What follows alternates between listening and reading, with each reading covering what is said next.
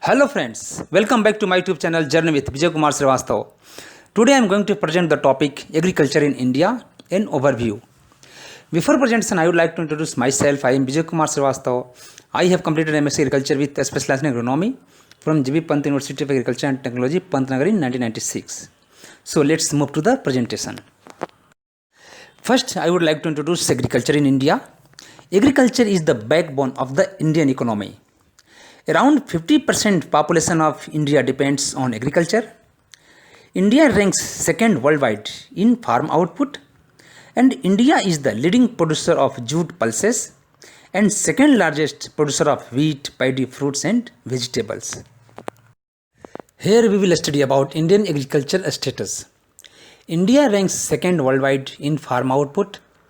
Total geographical area is nearly 328 million hectares and net sown area is around 142 million hectares, which is 43% of total geographical area.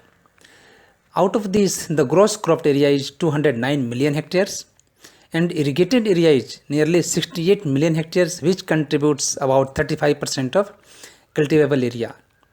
55% population is engaged in agriculture, and as the major crop production is concerned, rice is having the estimated production of 117 million tons, wheat having 106 million tons, coarse cereal is having the production of 45 million tons, and pulses 23 million tons, and oil seeds are contributing 31 million tons. Now, importance of agriculture. A major portion of national income comes from agriculture. Agriculture provides raw material to industries. Agriculture creates employment opportunities, and agriculture plays a crucial role in our international trade. Agriculture creates infrastructural facilities and importance for industrial development, and agriculture feeds the large population of our country.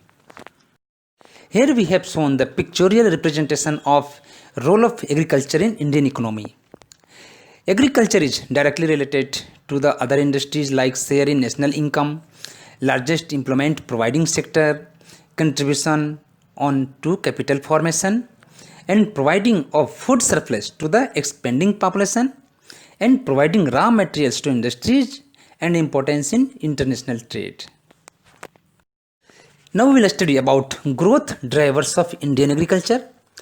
The growth drivers are categorized in three types.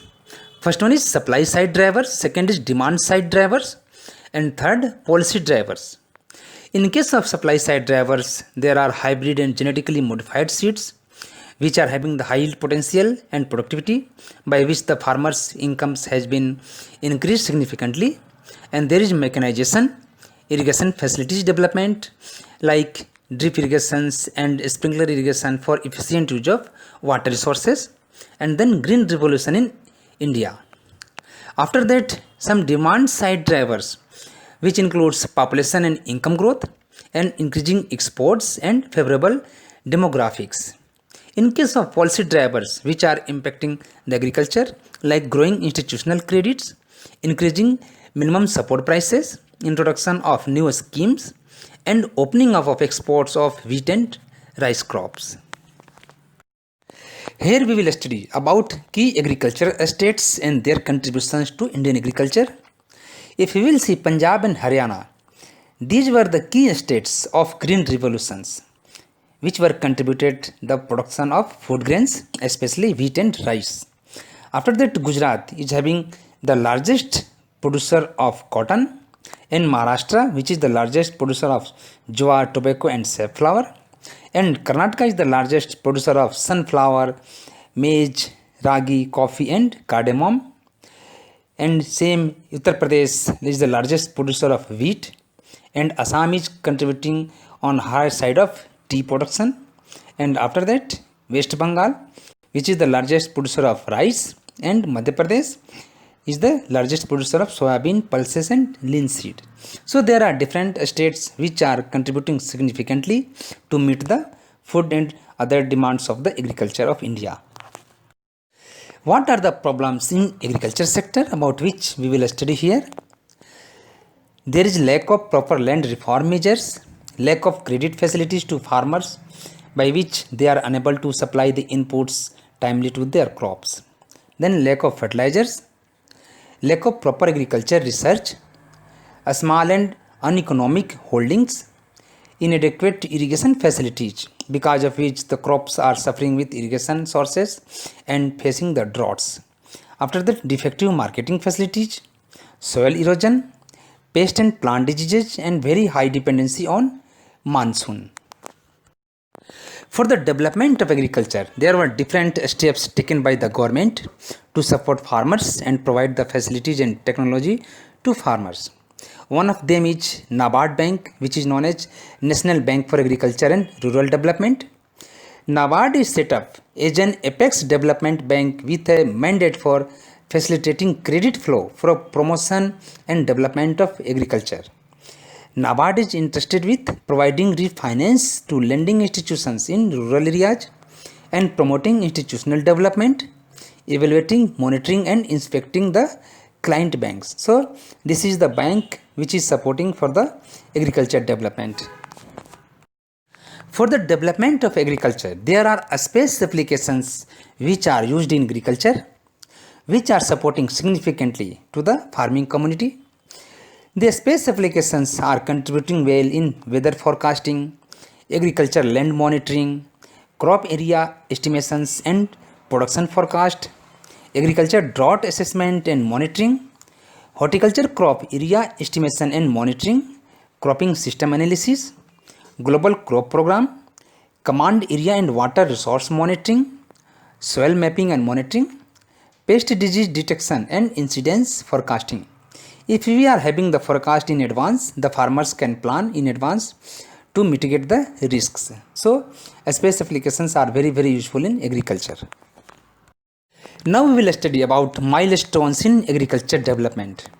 In our country, there were different revolutions which contributed well for the development of agriculture in our country.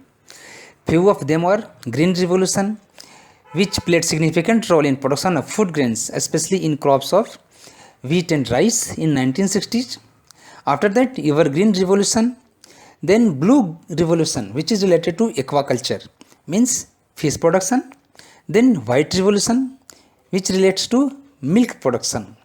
After that, Yellow Revolution, which is for oilseed production and flour production, then Biotechnology Revolution and Information and Communication Technology Revolutions for providing the information to the farming community. Now to study about the milestone of Green Revolution. The Green Revolution played very important role in our country for increasing the food grain production in 1960s by acquiring more land area for cultivation purpose, expanding irrigation facilities, use of improved and advanced varieties of seeds like high yielding varieties which are having the good and high yield potential to increase the productivity and income to the farmers. After that, implementing water management, plant protection activities, implementation of better tools and techniques as a result of research, and production increased 50% from 1967 to 1971 in just 4 years. Now we will study about Green Revolution in details. The introduction of high yielding varieties of seeds after 1965 and increased use of fertilizers and irrigation is collectively known as Green Revolution. Dr. Norman Borlaug was the father of Green Revolution. Many famines in India before it and in 1961 was on a brink of a mass famine and were considered inevitable. Indian agriculture having the low growth rate of 0.3% per annum at that time, so massive expansion of high yielding production started with use of fertilizers. Green Revolution took place from 1967 to 1978. Because of Green Revolution, there was significant improvement in food grain agriculture production in our country because of the incorporation of high yielding varieties, use of fertilizers and pesticides used as a plant protection measure, increased water use efficiency, following double and multiple crop systems, using seeds of superior genetics, adopting proper irrigation systems, use of modern machineries and expansion of farming areas. These all strategies were found very fruitful and effective for the improving the agriculture situation in our country. Now to study the components of Green Revolution. The success of Green Revolution depends on different factors which were used as a measure for Green Revolution, and it is consisting of new agriculture strategy, multiple cropping systems, improving credit facilities, processing, storage and marketing facilities, dry land development, price incentives to farmers, farmers training and education, agriculture research and technology, and setting up of new institutions. So all these strategies were very effective for the bringing the milestone of Indian agriculture. Green Revolution is the term connecting the agriculture sector. Green Revolution means the tremendous hike in the agriculture production and productivity during the mid of 1960s. It is also known as the New Agriculture Strategy, comprises IADP, IAAP and HYVP, about which we will discuss now. The new strategy is consisting of Intensive Agriculture District Program, IADP, and the objective of this program was to increase the production of food grains.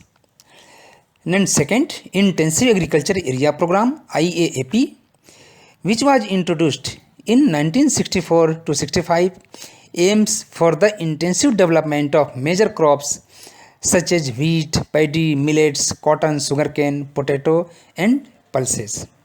Then third is High Yielding Varieties Program, HYVP, which was launched in 1966 and aiming the introduction of high yielding varieties of seeds which were having the capacity for high yielding and increasing the productivity and giving the maximum return to the farmers. Here to study the positive impact of Green Revolution.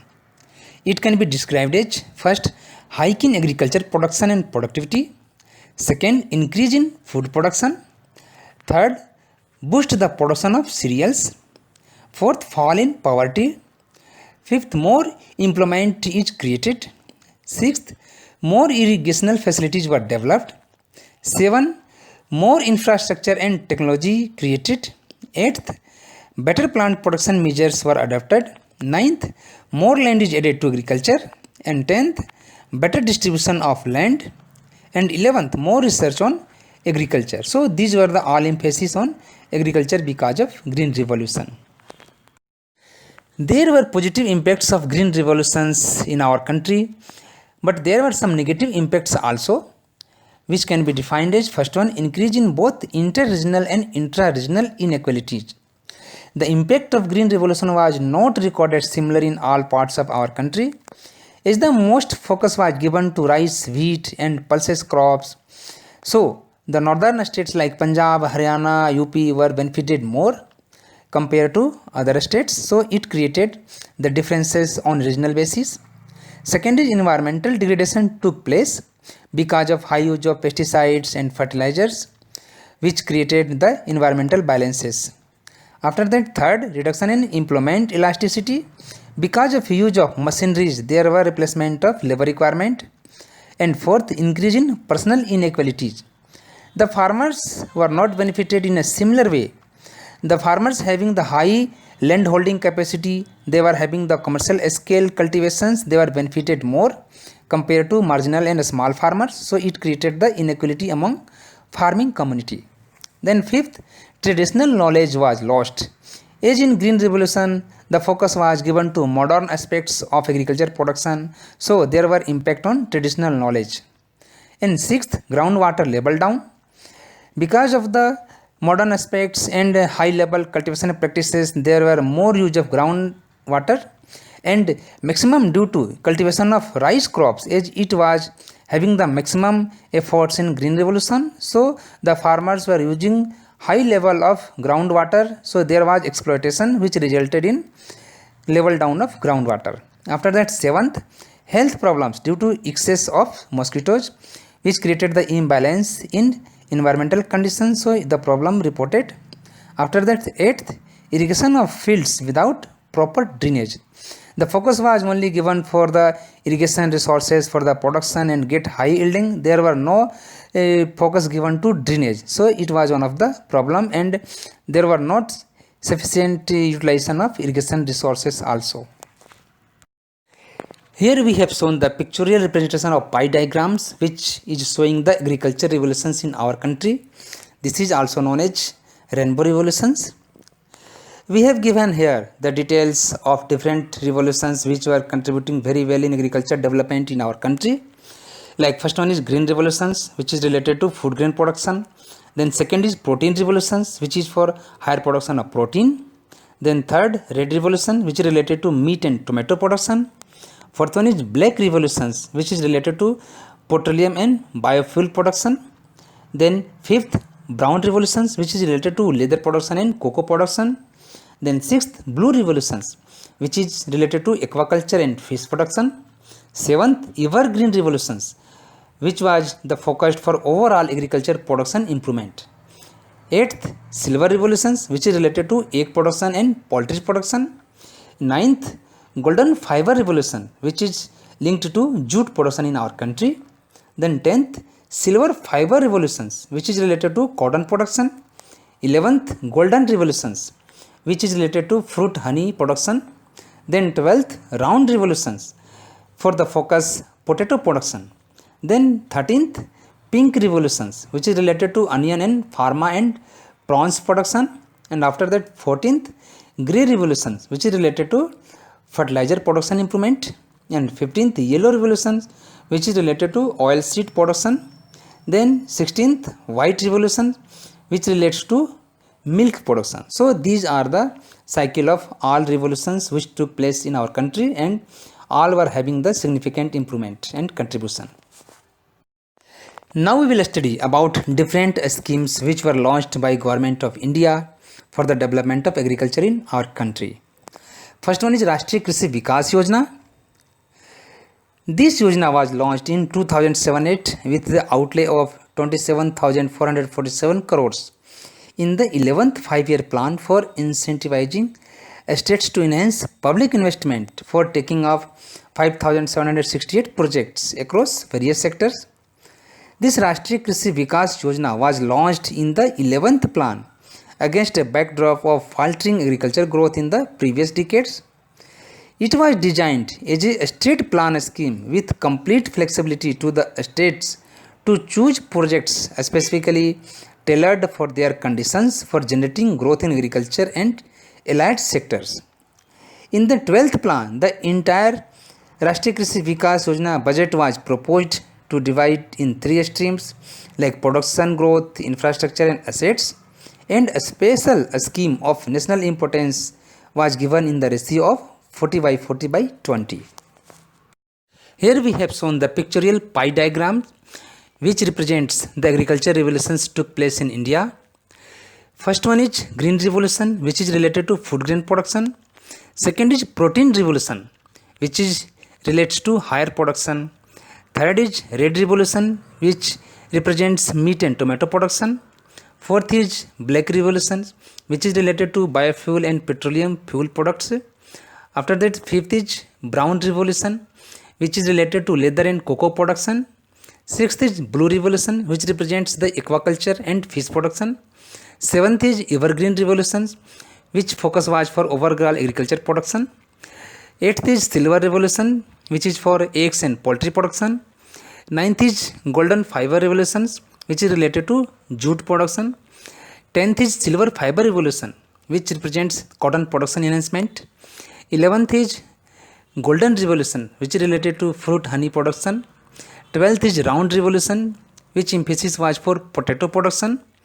13th is pink revolution, which is related to onion and pharma production and prawns, etc. After that, 14th grey revolution, which relates to fertilizer production. 15th is yellow revolution, which is related to oil seed production. And 16th white revolution, which represents milk production. So these were the different revolutions which played significant role for the improvement of agriculture in our country. Here we have given the different agriculture revolutions and their founders. For Green Revolution, it was founded by Dr. Norman Borlaug and M.S. Swaminathan. Protein Revolutions, which was coined by Prime Minister Narendra Modi and Finance Minister Arun Jaitley. Red Revolutions by Mr. Vishal Tiwari. Brown Revolution, which was founded by Dr. Hiralal Chaudhary. Then Blue Revolutions, which was founded by Dr. Arun Krishnan. And Evergreen Revolutions by Dr. M.S. Swaminathan. Then Silver Revolutions, which was initiated by Prime Minister Srimati Indira Gandhi. After that, Golden Revolutions, which was founded by Nirpak Tutej. Then Pink Revolutions, which was founded by Mr. Durgesh Patel. And then Yellow Revolutions, which was founded by Sam Pitroda for oilseed production. And White Revolutions by Dr. Varghese Kurian for milk production. Now we will study about different schemes which were launched by Government of India for the development of agriculture in our country. First one is Rashtriya Krishi Vikas Yojana. This Yojana was launched in 2007-8 with the outlay of 27,447 crores in the 11th 5-year plan for incentivizing states to enhance public investment for taking of 5,768 projects across various sectors. This Rashtriya Krishi Vikas Yojana was launched in the 11th plan against a backdrop of faltering agriculture growth in the previous decades. It was designed as a state plan scheme with complete flexibility to the states to choose projects specifically tailored for their conditions for generating growth in agriculture and allied sectors. In the 12th plan, the entire Rashtriya Krishi Vikas Yojana budget was proposed to divide in 3 streams like production growth, infrastructure and assets, and a special scheme of national importance was given in the ratio of 40/40/20. After launching Rashtriya Krishi Vikas Yojana, it were having the 2 strategic objectives. First, to encourage states to allocate more funds for agriculture and allied sectors, and second, to incentivize states to generate additional growth in agriculture and allied sector by better planning and undertaking appropriate growth-oriented projects. As a result of which, states' allocation to agriculture and allied sectors rose from 8,770 crores in the base year of 2006-07 to 29,413 crores in the year 2011-12. The other schemes launched by government was National Food Security Mission. National Food Security Mission (NFSM) is a crop development scheme of the Government of India. It was launched in August 2007 with an approved outlay of 4,883 crores for period of 2007 to 2012. It was aiming at restoring soil health and achieving additional production of rice, wheat and pulses by the end of 2011-12.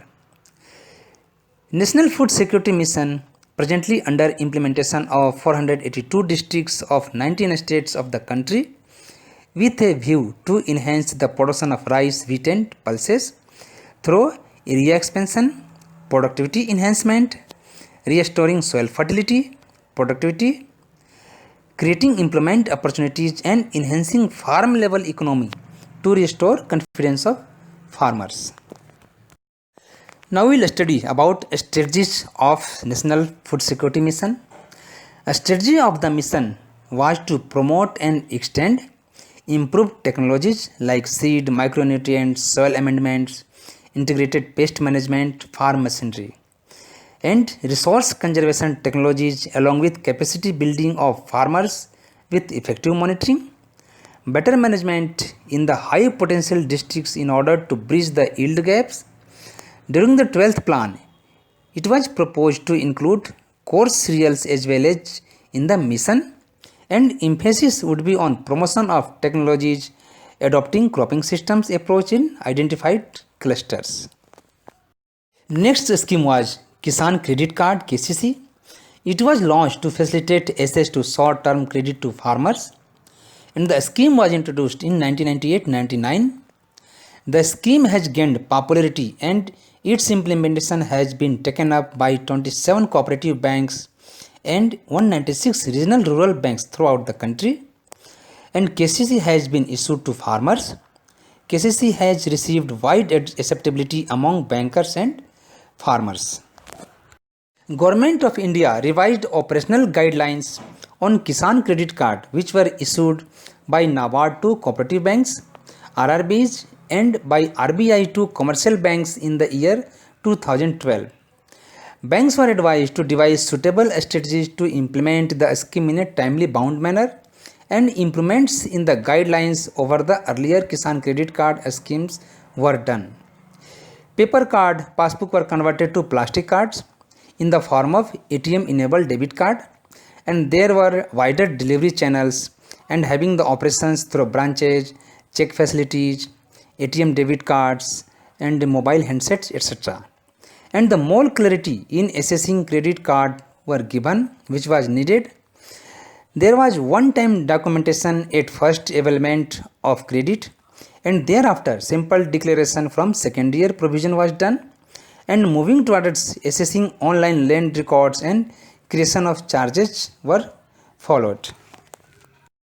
The other schemes which were launched by government for the benefit of farming community farmers like Agriculture Technology Management Agency ATMA, a Small Farmers Agri Business Consortium, प्रधानमंत्री कृषि सिंचाई योजना, परंपरागत कृषि विकास योजना, प्रधानमंत्री फसल बीमा योजना, national agriculture market, soil health card scheme, national mission for sustainable agriculture, national watershed development project for rainfed areas, प्रधानमंत्री किसान सम्मान निधि, प्रधानमंत्री किसान मानधन योजना and Kisan Suvidha application. So these are the different schemes which are launched for the benefit of farmers to make the agriculture development. There were another steps taken by the government for the improvement of agriculture in our country like crop insurance policy, easy availability of capital or investment input, introducing the minimum support price policy, subsidy in using capital intensive technology, land reforms, institutional credit increased and public distribution systems, etc. Now we will go through the challenges which is faced by Indian agriculture. We can describe them as first one, stagnation in production of major crops. Production of some of the major staple foods crops like rice and wheat has been stagnating for quite some time. This is a situation which is worrying our agriculture scientists, planners and policymakers. If this trend continues, there would be a huge gap between the demand of ever-growing population and the production. Second is high cost of farm inputs. Over the years, rates of farm inputs have increased manifold. Farm inputs include fertilizers, insecticides, pesticides, yielding varieties and seeds, farm labor cost, etc. Such an increase puts low and medium land holding farmers at a disadvantage. Third one is soil exhaustion. On one hand, Green Revolution has played a positive role in reducing hunger from India. On the other hand, it has also led to negative consequences, one of which is soil exhaustion. Soil exhaustion means loss of nutrients in the soil from farming the same crop over and over again. This usually happens in the rainforest. Fourth is depletion of fresh groundwater. The second major negative consequences of Green Revolution is depletion of fresh groundwater. You would remember that areas where Green Revolution was successful, it was due to the use of chemical fertilizers and irrigation. Most of the irrigation in dry areas of Punjab, Haryana and western Uttar Pradesh was carried out by excessive use of groundwater. Today, fresh groundwater situation in these states is alarming. In the coming few years, if this type of farming practice continues, these states are going to face water famine. Then fifth is impact of globalization. You can see the effect of globalization on the farm sector in India. All developing countries have been affected by it. The most evident effect is the squeeze of farmers' income and threat to the viability of cultivation in India. This is due to the rising input cost and falling output prices. This reflects the combination of reduced subsidy and protection to farmers. Trade liberalization exposes these farmers to competition from highly subsidized production in the developed world. So this presentation was all about agriculture in India and overview. Hope this presentation will be very useful to all of you. Now my presentation ends here. Thank you very much. I have given here my YouTube channel details, Journey with Vijay Kumar Srivastav. Having request, please visit the channel, subscribe it, and provide your kind and valuable feedback for further improvements to be done in next coming presentations. Thank you.